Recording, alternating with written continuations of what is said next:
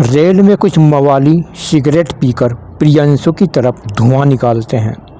यहाँ रोहित के साथ इनका झगड़ा होता है और मार पिटाई होती है। तभी पुलिस वाले मवालियों को पकड़कर ले जाते हैं। फिर कई घंटों के सफ़र के बाद दोनों मुंबई सेंट्रल के स्टेशन पर उतरते हैं और कमरे की तलाश करते हैं। उधर रजत प्रियंका के साथ फिल्म में गाने की शूटिंग करता है। फिर रजत घर आता है। कालीचरण बताता है कि पता है तेरे जिगरी दोस्त ने क्या किया है।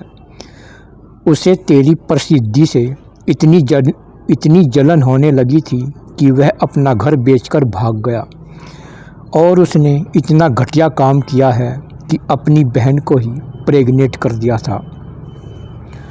रजत पिता की बातों पर भरोसा नहीं करता। पिता जाकिर से फ़ोन पर बात कराता है। जाकिर की बात सुन रजत दोनों से नफरत करने लगता है। उधर दोनों भाई बहन एक रेहड़ी पर खाना खाते हैं। तभी उनका सामान चोरी हो जाता है। प्रियंशु चिल्लाती है। रोहित चोर का पीछा करता है। चोर अपने बॉस राणा भाई के पास आ जाता है। रोहित राणा भाई से सामान मांगता है। राणा भाई उसे घूंसा मारता है मगर रोहित उसके सामने आ जाता है और दोनों में यहाँ बहुत लड़ाई होती है। राणा भाई गली का गुंडा होता है और चोर होता है। प्रियंशु दोनों के बीच आ जाती है। गुंडे दोनों भाई बहन को पकड़ लेते हैं। राणा बक्से से सारा सामान नीचे बिखेर देता है और हंसने लगता है और सारे पैसे निकाल लेता है। फिर कापियों की ओर देखता है जो दूर पड़ी थी। रोहित चिल्लाता है कि पैसे चाहे सारे ले ले मगर कॉपियों को हाथ मत लगाना। राणा भाई कॉपी उठाकर गाना पढ़ता है और हंसने लगता है और फिर कहानी देखता है और पूछता है ये सब क्या है चिकने। रोहित बताता है ये फिल्मों की कहानियाँ हैं। जब हमें रजत मिलेगा तब तुझे इनकी कीमत पता लगेगी। राणा भाई को उसकी हालत पर तरस आता है। वो कहता है रजत जो नया हीरो बना है क्या वही तेरा दोस्त है। रोहित बताता है वही मेरा दोस्त है। राणा सुनकर हैरान होता है और सारे गुंडे हंसने लगते हैं।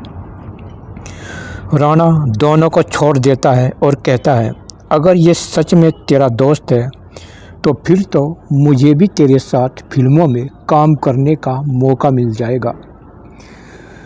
और आज उसका जन्मदिन है। मैं तुम्हें उसके बंगले पर छोड़ दूंगा। गुंडे फिर से रोहित का सामान पैक कर देते हैं और उसे बैग देते हैं। राणा दोनों को चाय पानी पिलाता है और उनकी बातें सुनकर इमोशनल हो जाता है और दोनों को अपनी कार में लेकर चलता है। उसके बंगले के आगे वह कार रोकता है। दोनों अंदर जाने लगते हैं। गार्ड रोकते हैं। बंगले में बड़े बड़े स्टार आए रहते हैं। उन्हें बाहर खड़े बहुत देर हो जाती है। तभी रजत उन्हें देखकर अंदर बुलाता है। अंदर बड़े बड़े स्टार होते हैं और प्रियंका चोपड़ा भी होती है। रजत रोहित को प्रियंका चोपड़ा से मिलवाता है और बोलता है कि मैंने कहा था ना तेरी दोस्ती एक दिन प्रियंका चोपड़ा से ज़रूर करवाऊंगा। दोनों हाथ मिलाते हैं। रजत दोनों से ज़्यादा बात नहीं करता।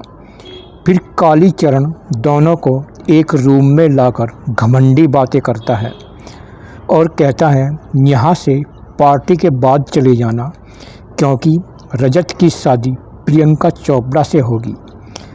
ये सुनते ही प्रियंशु का दिल टूट जाता है। फिर पार्टी में केक कटता है।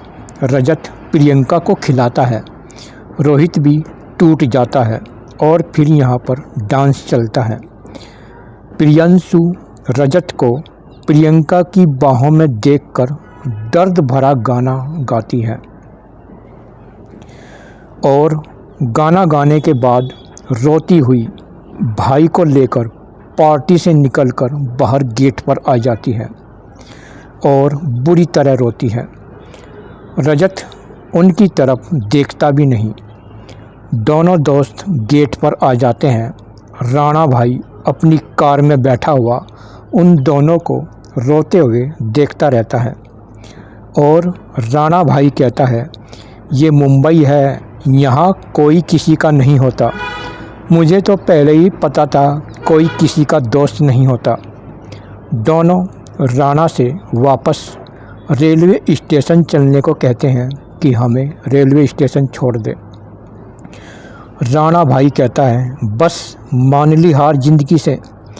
अगर वो तुम्हारी कहानी चुराकर फेमस हुआ है तो तुम क्या कम हो। उससे ऐसा बदला लो जिससे वो ज़मीन पर आ जाए। रोहित कहता है, हमें ऐसा कोई भी बदला नहीं लेना, हमें वापस जाना है, हमारी किस्मत बहुत बुरी है। राणा वापस जाने से मना करता है कि मैं तुम्हें लेकर रेलवे स्टेशन छोड़ने नहीं जा सकता। दोनों बहन भाई राणा के कार से अपना सामान उतार लेते हैं और दूसरी टैक्सी में बैठकर स्टेशन के लिए निकल जाते हैं और राणा भाई उन्हें देखता रह जाता है।